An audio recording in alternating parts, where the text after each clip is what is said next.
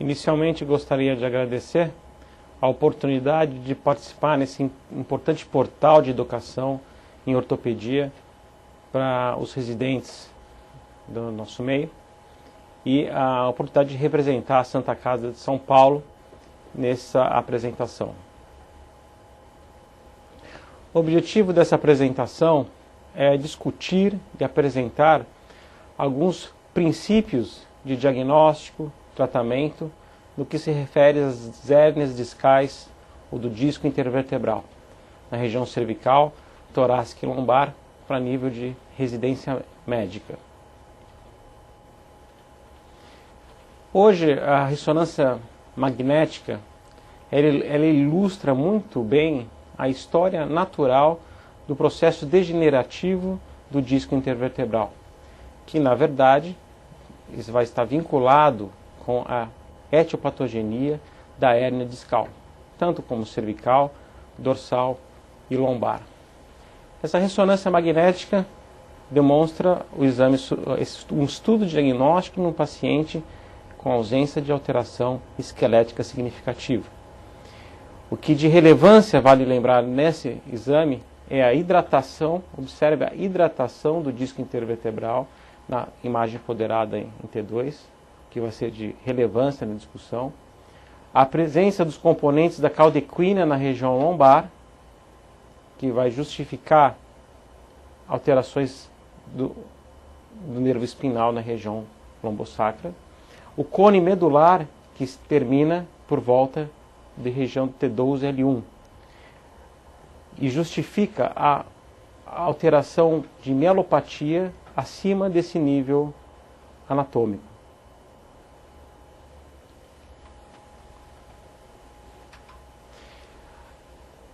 A fase de disfunção do disco intervertebral ocorre por volta dos 15 aos 35 anos de idade.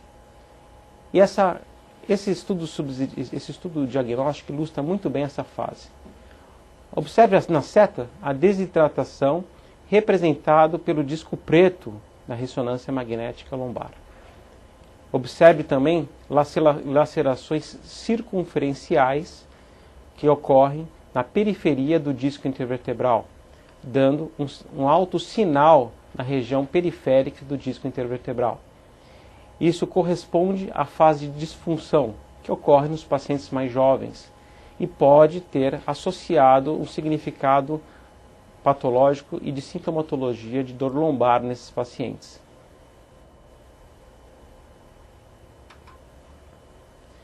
A próxima fase do processo degenerativo da coluna vertebral envolve a instabilidade, que ocorre por volta dos 35 a 60 anos de idade.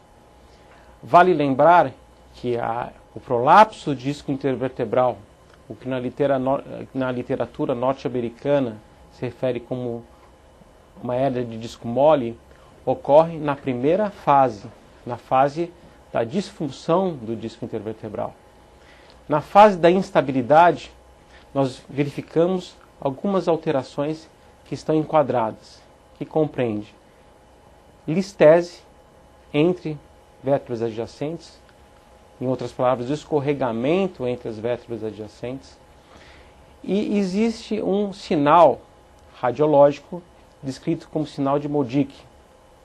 Observe no slide a imagem característica desse sinal, que varia de 1 a 3, representando o edema na fase inicial e a lipossubstituição na fase mais tardia, com a esclerose do platô em fases mais avançadas do processo degenerativo. Mas esse caso ilustra a fase da instabilidade que ocorre por volta de 35 a 60 anos. Então, em geral, não se observa a esclerose da placa terminal da vértebra.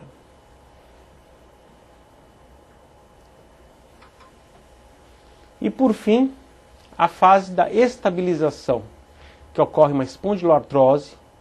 Observe nas setas a formação de osteofitose, e muitas vezes esses osteófitos eles se associam, levando a uma estabilização da coluna vertebral.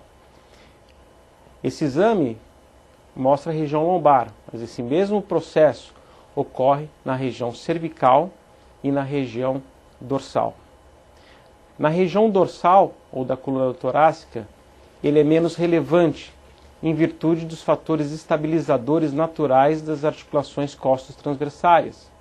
Por isso, esse processo degenerativo ocorre com mais frequência na região lombar, em seguida na região cervical e, por fim, na região dorsal, que, como vai ser discutida mais adiante, representa a minoria dos casos clínicos sintomáticos.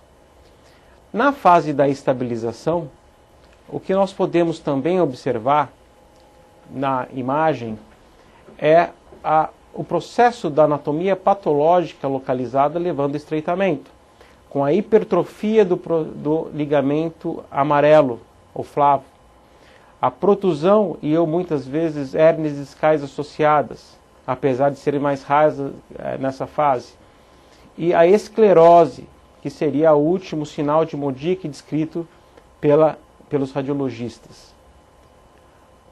O quadro clínico típico desses pacientes é da estenose lombar degenerativa, que leva a uma claudicação neurogênica, uma queixa dinâmica de sofrimento dos nervos espinais da região da cauda equina, com queixa dinâmica, com pior extensão do tronco, com a piora ao deambular. Mas eu vou lembrar que o foco dessa discussão é a hérnia do disco intervertebral, que ocorre na primeira fase da história natural da doença articular degenerativa da coluna lombar, por lacerações, ruptura do disco intervertebral e a formação da hérnia, levando ao quadro de sintomas pelo processo inflamatório local e também pela questão mecânica da compressão do nervo espinal.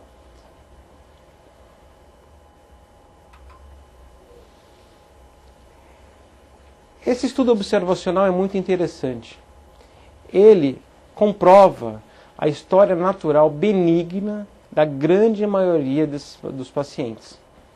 Estudos demográficos apontam que até 80% da população tem a queixa de lombalgia, terá ou tem um histórico de dor lombar. Mas essa dor lombar, ela resolve espontaneamente, de acordo com a própria história natural. Observe que a sintomatologia persistente de 2 semanas cai de 80% para 14%. Desse grupo de pacientes, apenas 2% irão apresentar um quadro de sofrimento do nervo espinal. E apenas 1% desse grupo de pacientes vai requerer o tratamento operatório para a resolução dos sintomas. Isso é importante na decisão e no raciocínio do tratamento desses pacientes. O conhecimento da história natural benigna da grande maioria dos pacientes que apresentam ou com cervicobraquialgia, quando se trata da doença discal cervical, dor torácica com irradiação para o tórax, a doença discal dorsal ou hérnias discais torácicas, e a lombociatalgia na região lombar. Lembrando que nos casos de hérnia cervical e na dorsal, como foi discutido na questão anatômica, como se trata da localização da medula espinal, são pacientes que podem ter quadro de mielopatia secundária a hérnias discais intervertebrais de grande volume, com um quadro clínico totalmente diferente do sofrimento do nervo espinal.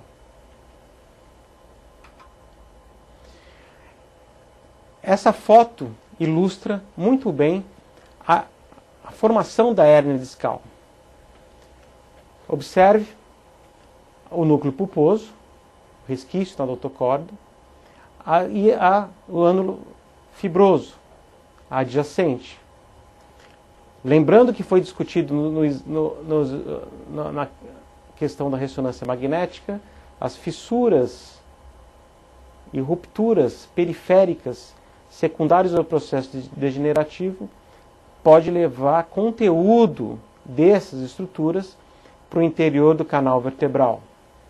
No interior do canal vertebral, ela pode levar a sofrimento neurológico secundário à compressão mecânica e secundário ao processo inflamatório local, que em geral, esse processo inflamatório resolve espontaneamente dentro de 4 a 6 semanas.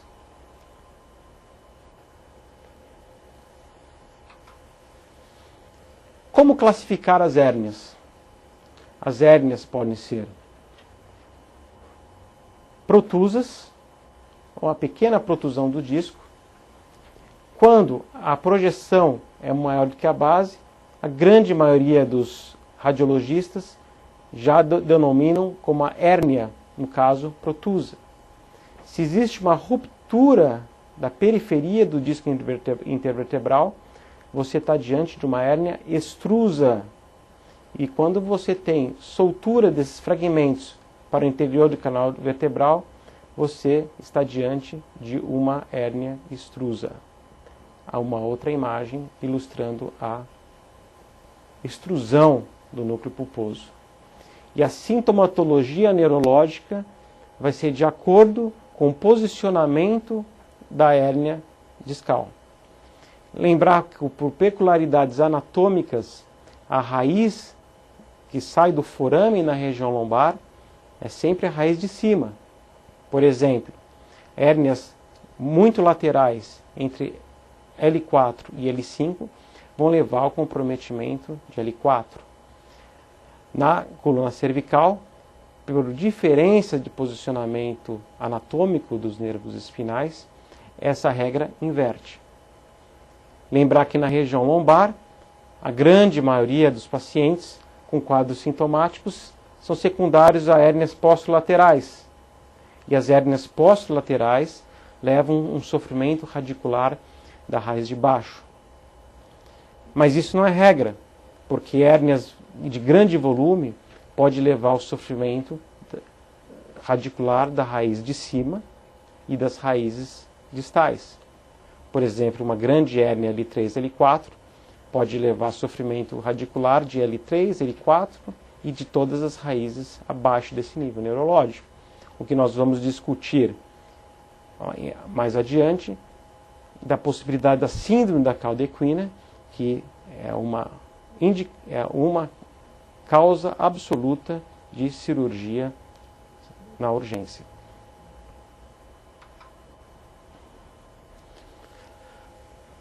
O estudo diagnóstico padrão ouro para o diagnóstico da hérnia do disco intervertebral hoje é a ressonância magnética. A radiografia não é nem sensível nem específica para poder averiguar a hérnia de disco. E a tomografia, ela dá uma imagem com menor sensibilidade e especificidade do que a hérnia lombar. Lembrar que a ressonância é um estudo diagnóstico que está contraindicado em pacientes portadores de marca-passo. Então isso deve ser pesado na decisão da escolha do estudo diagnóstico. Mas o que deve ser sempre lembrado, e o que é fato, é que o exame, o estudo diagnóstico deve ser valorizado com base no exame clínico do paciente. Não raro, a hérnia lombar, ela se apresenta de forma assintomática na grande maioria dos pacientes, ou mesmo nos pacientes assintomáticos, como um achado de exame. Então, alguns casos clínicos para ilustrar o que nós discutimos no esquema. À esquerda do slide, nós observamos com evidência uma hérnia protusa. Observe nesse segundo caso a imagem que é nítida, que é clara, da hérnia extrusa, com levantamento do ligamento longitudinal posterior. O posicionamento com hérnia com extrusão proximal pode levar a um quadro clínico secundário de compressão do nervo espinal proximal. Então, por isso que a definição da localização anatômica do disco do prolapso do disco intervertebral, ele é muito importante. O corte axial, nesse caso, o que ilustra muito bem uma hérnia extrusa com sequestro. Observe que ela extruiu e no slide onde o círculo evidencia a presença do fragmento, um sequestro na região do recesso lateral. Observe que ele ocupa praticamente metade do canal vertebral.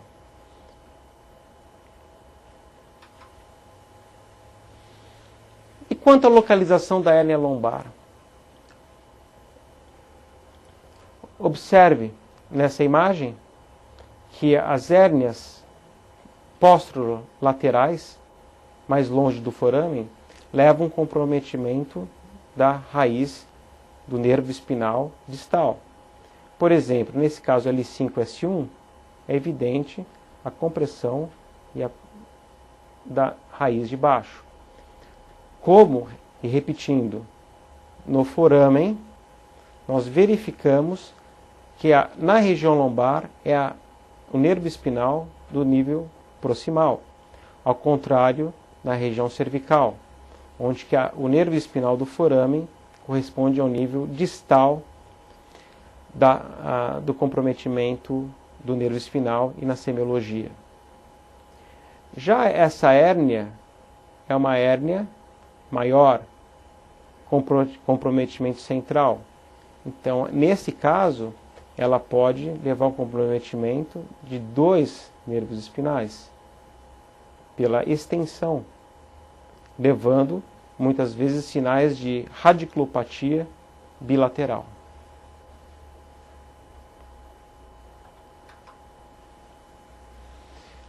Alguns casos clínicos ilustrativos. Observe à esquerda uma hérnia discal posterolateral e observe à direita uma hérnia discal centromediana.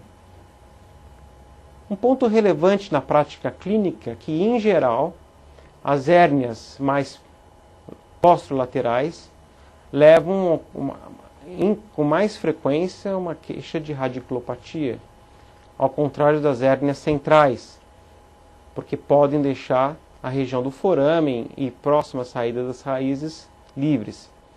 Então, são pacientes que na fase aguda referem um quadro mais de dor lombar do que de radiculopatia.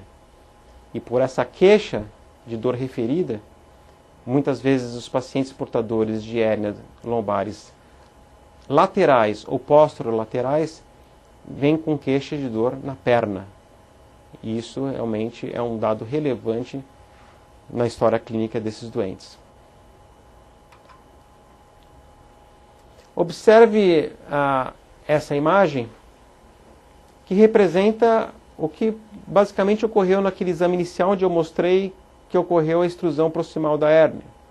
As hérnias que extruem para a região proximal podem justificar o comprometimento da raiz de cima, nesse caso, L5-S1, com comprometimento da raiz de L5.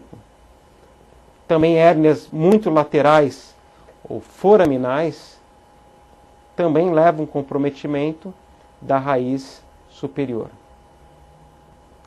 São hérnias que, em geral, resolvem com tratamento conservador.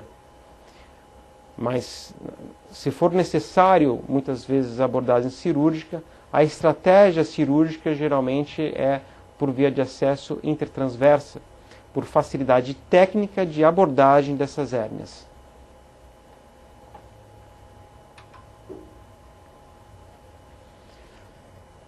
Esta ilustração é muito interessante para explicar o posicionamento do tronco no caso da escoliose antálgica à hérnia de disco intervertebral.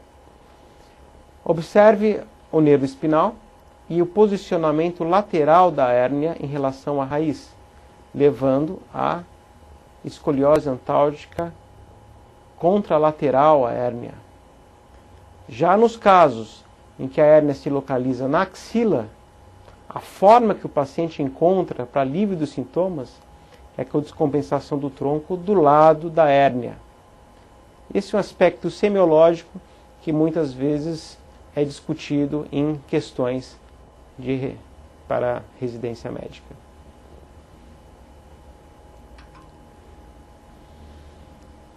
E por fim, cabe discutir a síndrome da cauda equina. E qual que é a importância da síndrome da cauda equina? O diagnóstico da síndrome da cauda equina é e leva ao tratamento cirúrgico e uma descompressão cirúrgica urgente. Então é uma indicação absoluta de tratamento cirúrgico na urgência desses pacientes. Verifique essa imagem, uma hérnia de grande volume, levando ao sofrimento radicular de toda a cauda equina distal à compressão.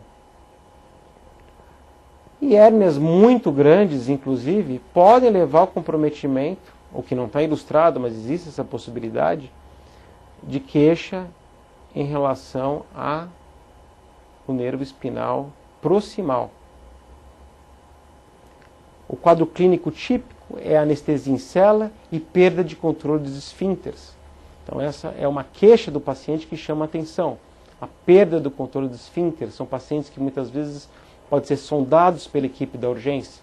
E o alto índice de suspeita é importante para evitar o retardo diagnóstico, que é um fator determinante para o prognóstico desses pacientes.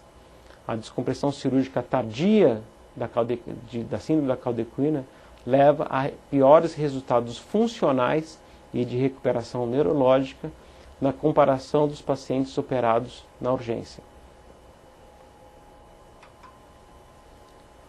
Aqui um caso clínico.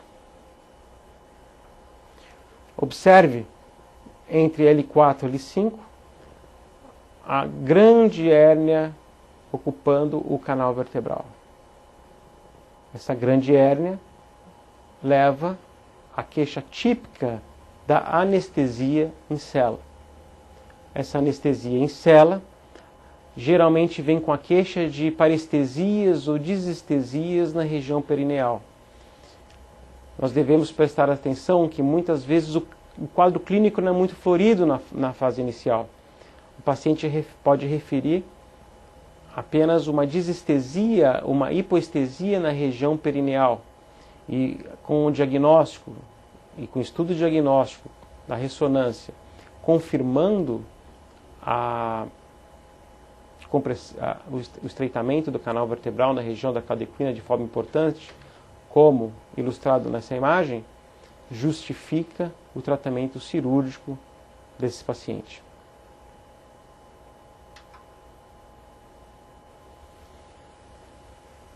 Outro ponto que deve ser pesquisado é a disfunção neurológica. E é necessário o conhecimento do nível neurológico de cada nervo espinal. Esse slide ilustra a pesquisa do tibial anterior, que representa o miótomo de L4. Os músculos extensores dos dedos dos pododáctilos, que representa o miótomo de L5. E os fibulares, que representa o dermátomo correspondente a S1. É de suma importância a definição da disfunção neurológica e a pontuação de 0 a 5 para controle do tratamento. 0, ausência de força. Grau 1, apenas o esboço. Grau 2, o paciente consegue apenas a movimentação sem vencer a gravidade. Grau 3, o paciente consegue já vencer a gravidade, mas muitas vezes é uma disfunção não funcional para o paciente. Grau 4, existe uma paresia. E grau 5, a força motora normal. Então essa definição e a documentação no prontuário vai ser de importância para acompanhamento desses pacientes. E quanto aos reflexos osteotendinosos profundos, o reflexo patelar, para a pesquisa do arco reflexo do nível neurológico L3 e L4, e do reflexo do tendão aquileu, que representa o nível neurológico L5-S1, especialmente S1. Outra manobra semiológica que deve ser pesquisada em conjunto com o estudo da semiologia são as manobras especiais para a pesquisa de sofrimento do nervo espinal lombosacral. Quanto aos dermátomos, se você tiver um comprometimento de todos os dermátomos e em cela em região perineal, você vai estar diante de um sofrimento e uma síndrome da cauda equina. Se você estiver diante de uma hipoestesia da região de L4, você vai ter um comprometimento da região medial do tornozelo do pé, de L5 na região do dorso do pé e de S1 na região lateral da perna e do pé. A hipoestesia ou disestesia dessas regiões também são dicas semiológicas do posicionamento e da compressão da hérnia de disco intervertebral. Quanto às manobras semiológicas especiais, a prova da elevação da perna estendida, que leva a dor abaixo do joelho. Você pode sensibilizar a manobra com a dorsiflexão do pé. E a manobra clássica de Lazeg, que é realizado com a flexão do quadril, a flexão do joelho, e a manobra positiva é a extensão da perna, a referência da dor na região do trajeto do nervo ciático. Lembrar que essa manobra ela é presente em hérnias discais baixas. Quando você está diante de uma hérnia do disco intervertebral alta, ela não produz o Lazeg e não produz a prova da perna estendida positiva, ou manobra de Frost. Por isso que não raro existe o retardo diagnóstico nas hérnias discais mais altas, que apesar de raras, elas podem ocorrer, com a ausência do sinal do Lazeg. Nesses casos, você deve ter a prova positiva do teste de estiramento do nervo femoral, que pode ser pesquisado dessa forma ou em decúbito lateral. Com a extensão do quadril, o paciente refere a dor na região dos dermátomos de L3 e de L2.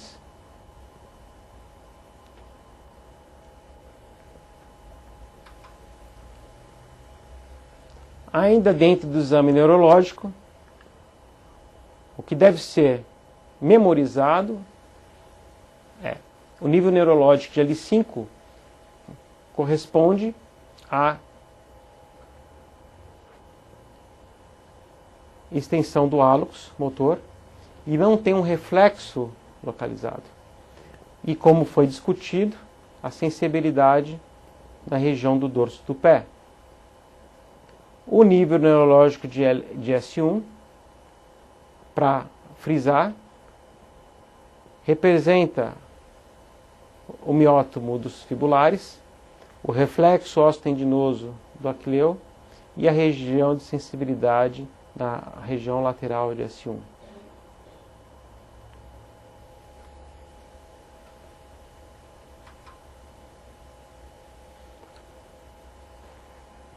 Existe diferença entre essas manobras? Alguns autores consideram manobras similares, como o sinal de Lazeg, mas na descrição clássica, esse é o sinal de Lazeg. E a prova da elevação estendida da perna é esta manobra.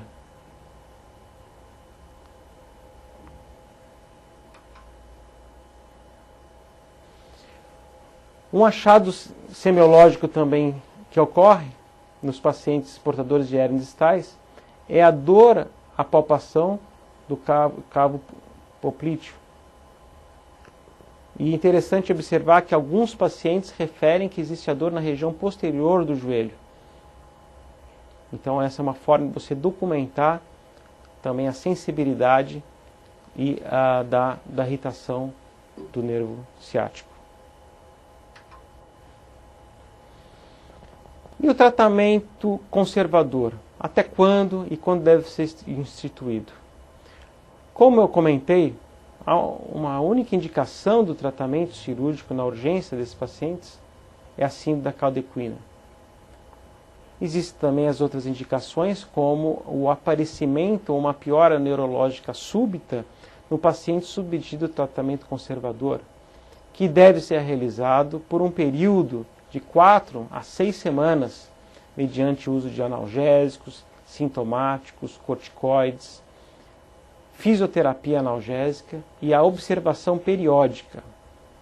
Vale lembrar que a grande maioria desses pacientes evoluem com melhora após o tratamento conservador, muito provavelmente pela melhora do processo inflamatório associado com a protusão e a extrusão do disco intervertebral. Após o tratamento conservador corretamente instituído e após as 6 semanas com dor intratável, existe espaço para o tratamento cirúrgico naqueles pacientes com dor na perna, ou seja, dor unilateral, predominante nas pernas, indo abaixo do joelho, e com todos os sinais semiológicos típicos desse comprometimento. E é muito não infrequente pacientes com queixas de crises durante o tratamento conservador dessas 10 semanas que evoluem com melhora após esse período.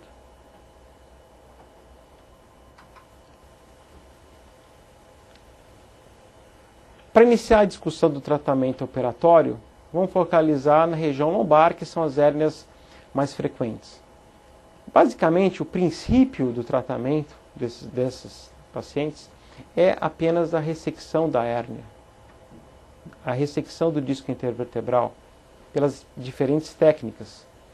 Porque, como nós discutimos, o processo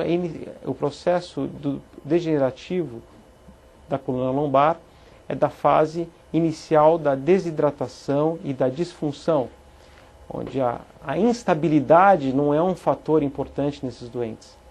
Então, basicamente, o tratamento operatório é apenas a ressecção da hérnia. A técnica cirúrgica padrão ainda é a microdissectomia, que é realizado por via de acesso posterior, com a pequena laminotomia, uma hemilaminectomia, com a ressecção do ligamento amarelo ou flavo. Você observa o nervo espinal e a protusão do disco intervertebral e você pode realizar a ressecção do disco herniado, não sendo necessário a total enucleação do disco intervertebral, apenas a ressecção do disco. Essa técnica pode ser feita por microdissectomia, por técnicas endoscópicas, mas o princípio do tratamento é o alívio do comprometimento e da compressão do nervo espinal.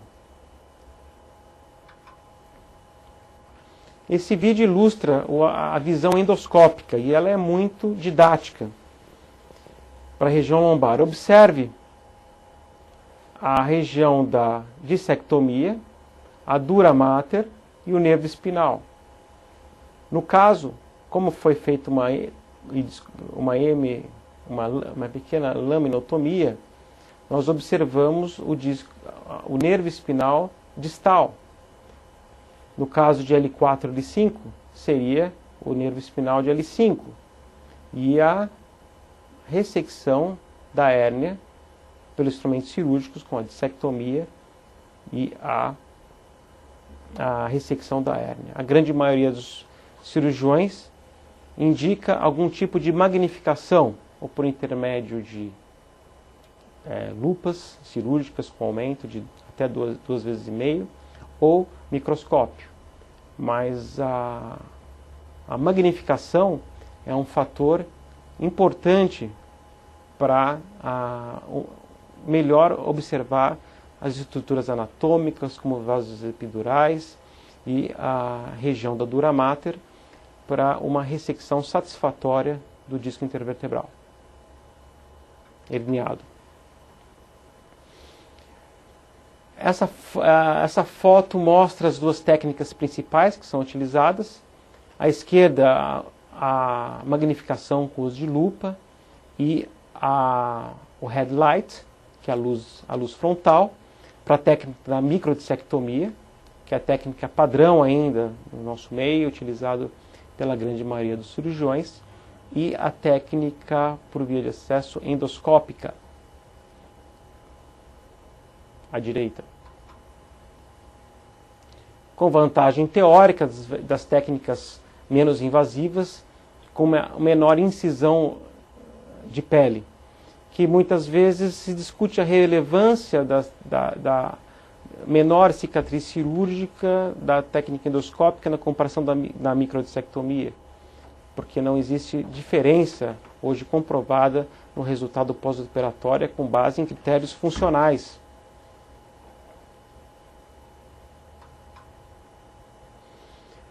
Observe o acompanhamento funcional das duas técnicas, da microdissectomia e de técnicas por uso de endoscópico, que não existe diferença significativa nos resultados alcançados de acordo com critérios funcionais das duas técnicas.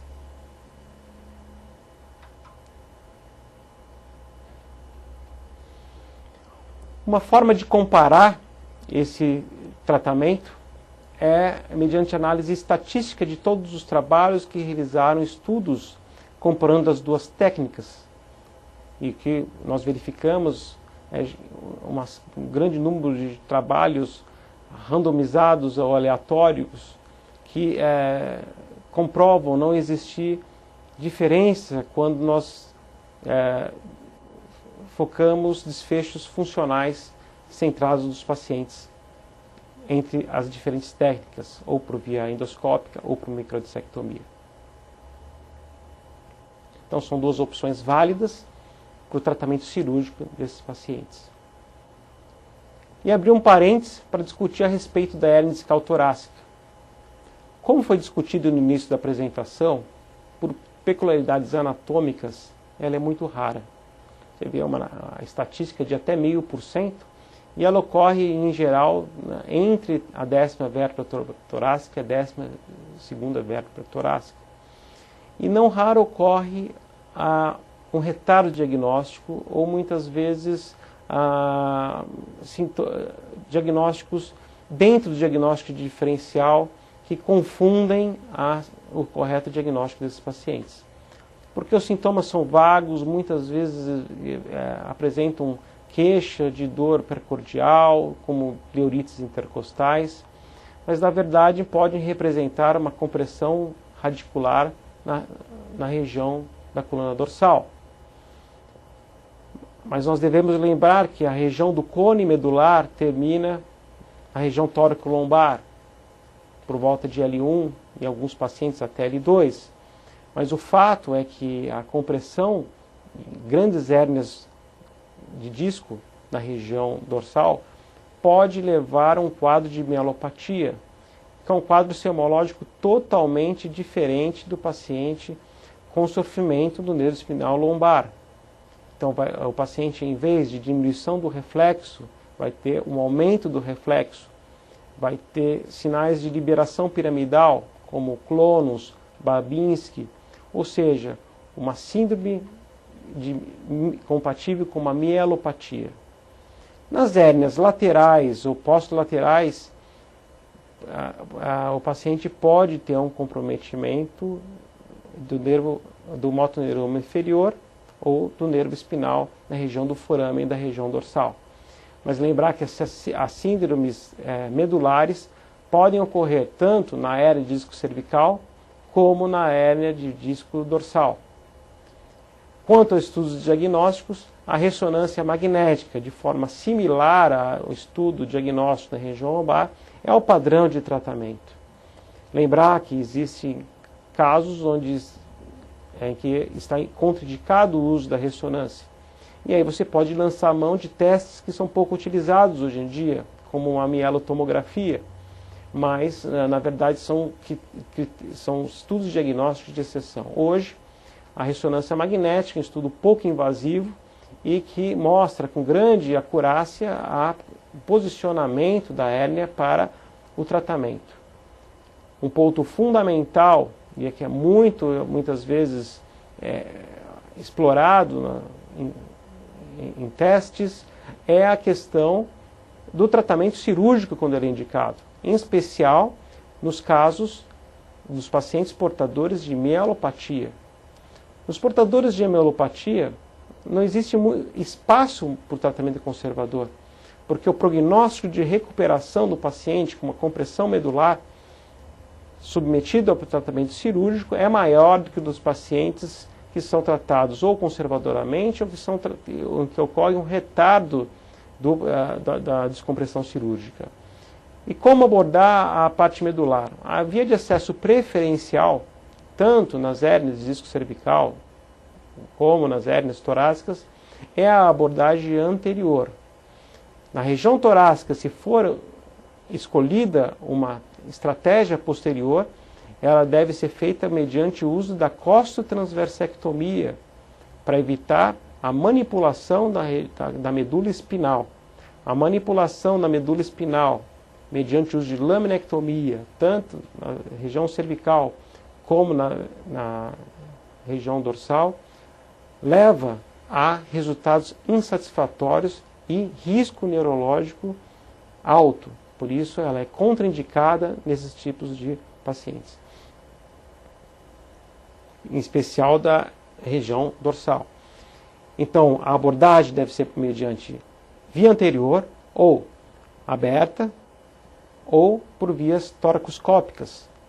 E por via de acesso posterior, uma abordagem mais lateral, com ressecção da articulação costotransversária, para a abordagem anterolateral do disco intervertebral, sem a abordagem ou a manipulação excessiva da medula espinal. E quanto à hérnia discal cervical? Quando você está diante de uma compressão do nervo espinal, de forma similar à hérnia lombar, você vai ter um comprometimento neurológico característico do nível tanto de miótomo como dermótomo. Essa imagem ilustra o exame do paciente, da força motora do deltoide, bíceps, tríceps, braquistilo radial, flexor dos dedos, interósseos e do reflexo osteotendinoso profundo do bicipital.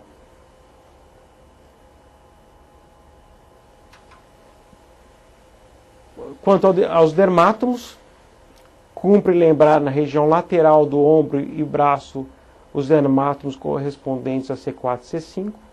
Região lateral do braço e da mão, o dermátomo de C6. Na região média e do dedo médio, o dermátomo correspondente a C7. Na região lateral da mão, o dermátomo correspondente a C8. Na região medial do cotovelo, dermátomo correspondente a T1. Quanto ao nível neurológico do reflexo osteotendinoso profundo, C5, a região bicipital, C6, braquistilo radial, e C7, o tríceps braquial. Essa é uma fórmula para memorizar o nível neurológico do comprometimento do nervo espinal, de forma similar na região lombar, comprometimento do dermátomo com hipoestesia ou disestesia, diminuição do reflexo osteotendinoso profundo e perda de força. Perda de força essa, que pode ser nível neurológico de C5, de deltoide, bíceps de C5, lembrar que também existe essa inervação dupla do bíceps, C5 e C6, extensores do punho de C6, flexores do punho de C7, extensores dos dedos de C7, flexores dos dedos de C8 e interósseos T1. Na prática, como é bem ilustrado no reflexo ósseo tendinoso profundo e com o intuito de memorização, deltoide C5, bíceps C6, braquiostilo radial C6, tríceps C7, flexores dos dedos C8 e interósseos T1.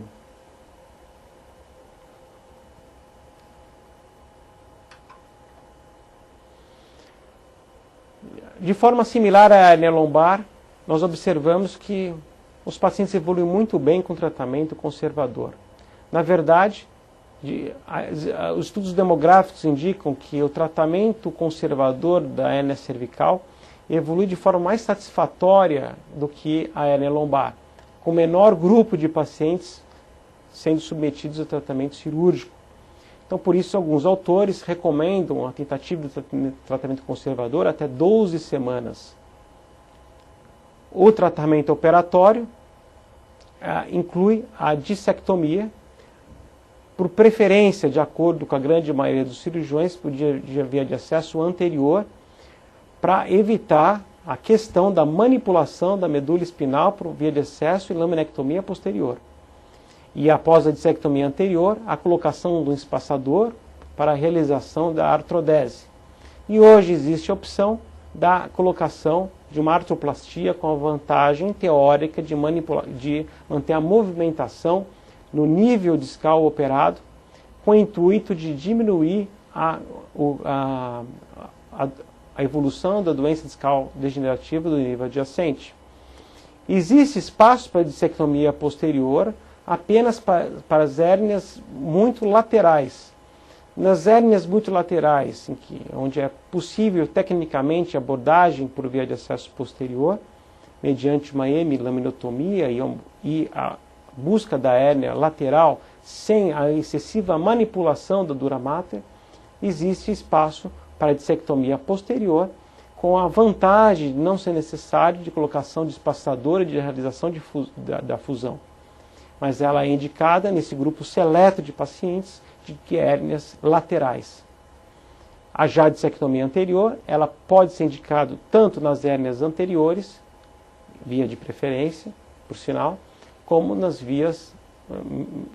hérnias mais laterais.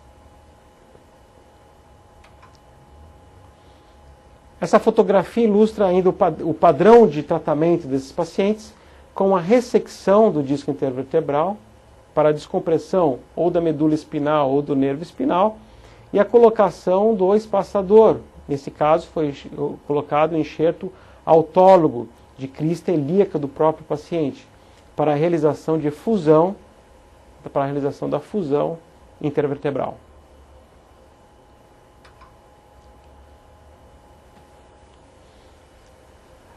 Essa fusão pode ser complementada com a colocação de uma placa anterior, que é discutível quando é necessário a dissectomia de apenas um nível, com a vantagem teórica de aumentar a fixação para permitir uma reabilitação mais precoce sem o uso de órtese no período pós-operatório ou colar no período pós-operatório. Hoje existem algumas opções com novas tecnologias, como equipamentos que permitem, ou implantes que permitem, o movimento, com a vantagem teórica de permitir uma movimentação no nível operado, para evitar o desgaste dos níveis adjacentes a médio e longo prazo. Esse caso clínico ilustra que a radiografia não é um bom exame para fazer o diagnóstico de hernia discal, porque ela não consegue mostrar essa alteração. Mas ela é importante para afastar outras lesões, alterações esqueléticas, como uma instabilidade ou outra lesão que pode levar a um quadro de sofrimento radicular ou medular, como tumores ou espondilolisteses. De forma similar à região lombar, a ressonância mostra a fase da disfunção com a fissura da região do disco intervertebral, a protusão do disco, o prolapso do disco intervertebral, e sem outras alterações degenerativas ou mesmo sinais indiretos de instabilidade. E o resultado e uma ilustração pós-operatória, no caso que foi optado pela realização de artroplastia para ressecção do disco vertebral de um nível.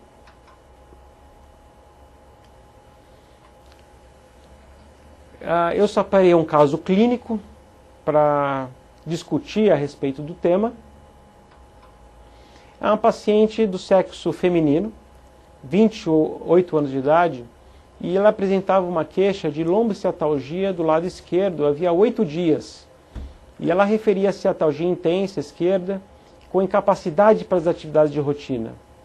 O interessante é que a dor era enfisgada, mas a queixa era na perna esquerda.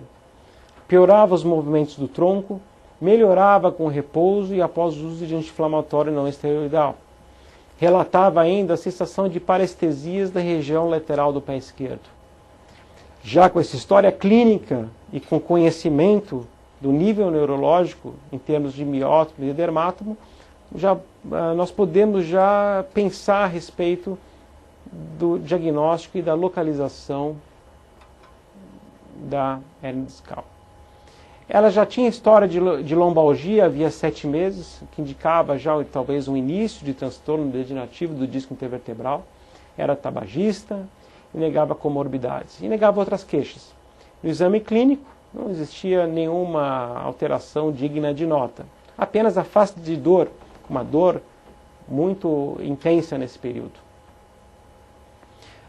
Na inspeção, ela tinha uma marcha claudicante, apresentava uma limitação funcional da coluna lombosacra, a flexo-extensão, especialmente pela dor do paciente, e a dor à palpação na região posterior do joelho, que também é um indicativo que foi discutido na apresentação.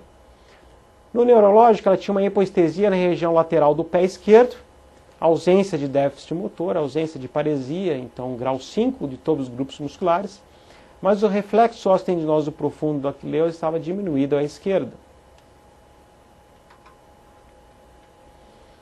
Quanto às manobras especiais, nós evidenciamos a manobra de Lazeg positivo, a manobra de Froese, que foi discutida como a prova da elevação da perna estendida, e de Baumstring, que significa a dor, a palpação na região posterior do cabo poplite, como foi discutido nas ilustrações anteriores.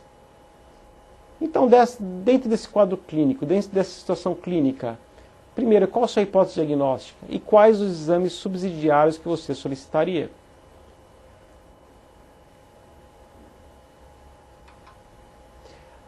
A radiografia simples é, por facilidade e para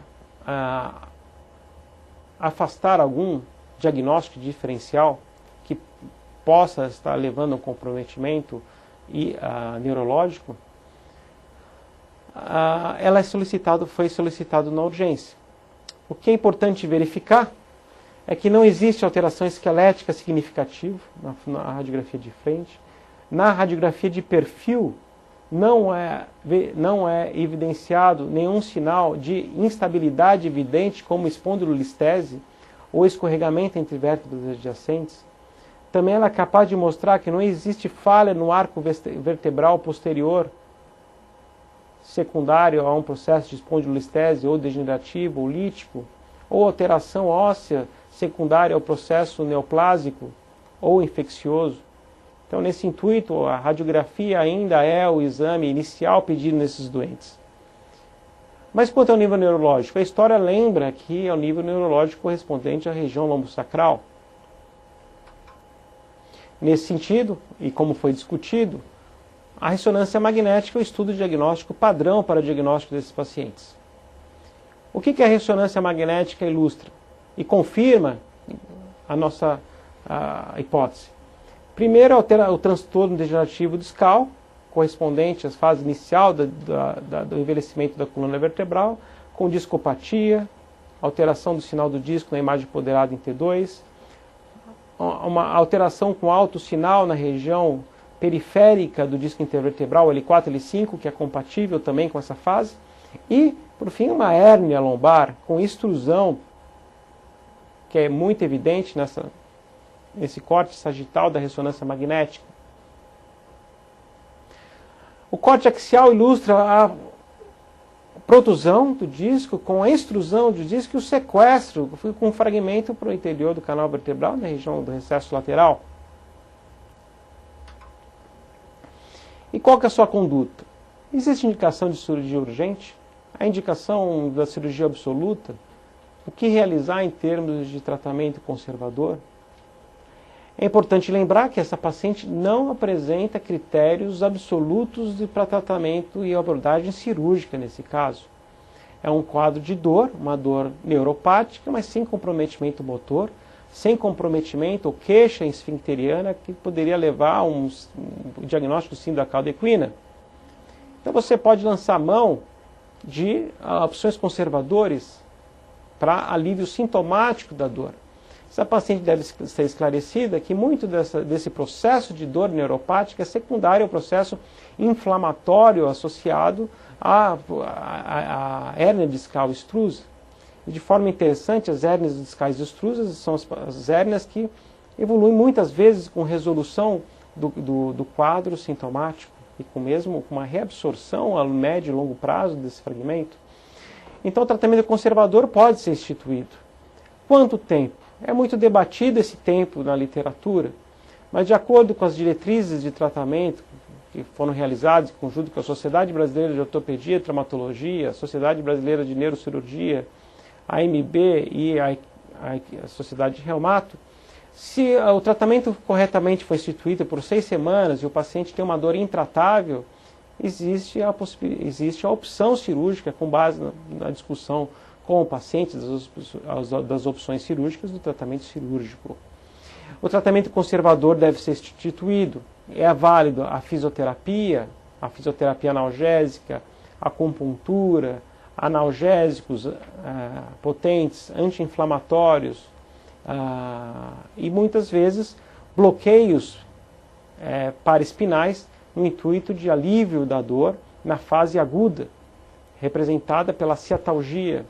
Bloqueios que podem ser feitas na região peridural ou para as hérnias mais laterais, periforaminais, no intuito de esperar o momento da resolução do quadro da dor aguda para a instituição da reabilitação e do acompanhamento ambulatorial. Existem novas tecnologias para esse tipo de paciente, foram descritas algumas técnicas, mas que não mostraram realmente superioridade na comparação com a história natural da evolução da doença. Na paciente que evolui com o tratamento, com disfunção neurológica progressiva, a despeito do tratamento conservador, ou uma dor intratável nesse período, pode ser submetida ao tratamento cirúrgico antes desse período, mas não é o caso dessa nossa paciente. Ela tem 8 dias de história. Então, a resposta é: o tratamento conservador é a recomendação nesse quadro clínico.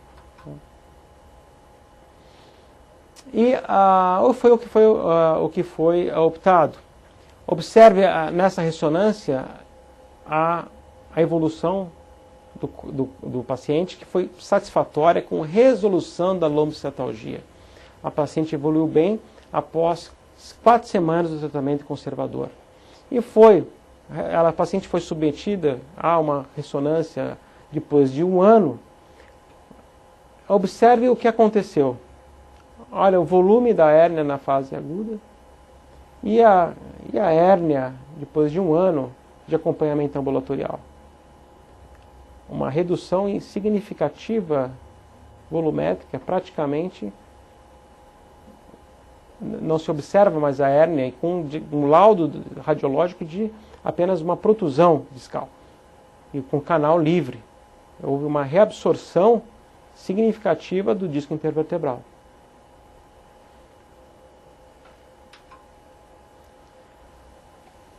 a hernia extrusa da fase aguda e a remodelação e absorção com canal livre.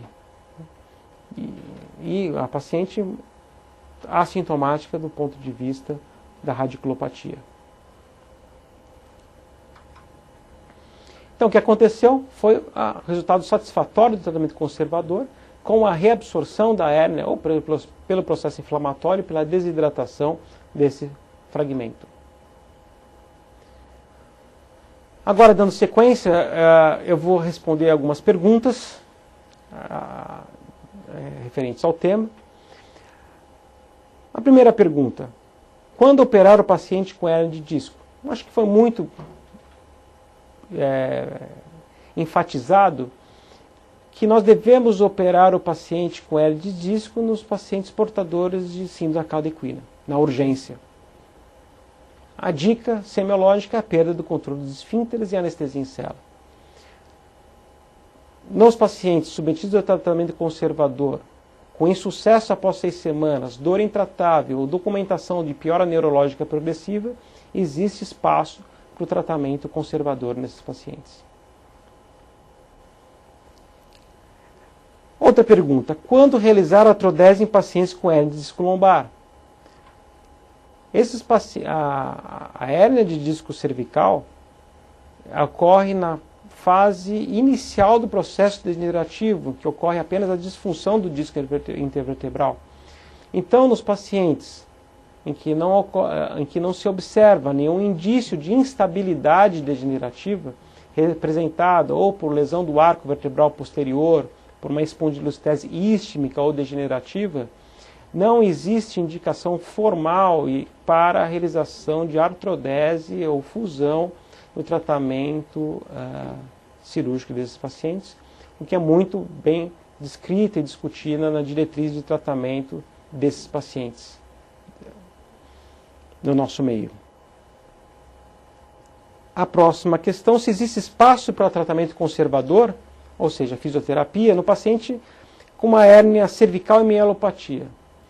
No paciente com o quadro de mielopatia, representado com espasticidade, aumento de reflexos, claudicação, o tratamento cirúrgico é absoluto nesses pacientes, porque o sofrimento medular é um fator de mau prognóstico em termos de recuperação se não for abordado ou acudido o mais breve possível. Então a resposta é não, o tratamento é cirúrgico. Qual a abordagem de escolha no tratamento de hérnias discais torácicas? Como foi enfatizado? Na região anatômica da medula espinal, deve-se evitar a manipulação da dura mater e da realização da laminectomia com realização de laminectomia posterior. Por isso, existem duas possibilidades: ou a via de acesso anterior, com abordagem aberta, ou por retratores ou toracoscópicas, mas de forma anterior, ou uma técnica que tecnicamente ela é um pouco mais difícil, mas é factível, é da costotransversectomia, a abordagem da hérnia com a ressecção da região costotransversa para abordagem lateral do disco intervertebral sem a excessiva manipulação da dura mater. E por fim, recomenda-se o uso de estabilizadores dinâmicos na rotina de pacientes tratados cirurgicamente da hérnia lombar. Como foi discutido, a instabilidade não é uma questão primordial nesses pacientes e, de forma similar à fusão, não existe nenhuma indicação absoluta dessa nova tecnologia no tratamento do paciente jovem, adulto jovem, com prolapso discal, um nível na região lombar. Então, a resposta é não. A indicação ainda é a microdissectomia, sem associação de estabilizadores ou artrodese com ou sem implantes. Mais uma vez, gostaria de agradecer a oportunidade e espero ter contribuído com esse importante portal de educação e ortopedia, a OrtoEduca. Um abraço.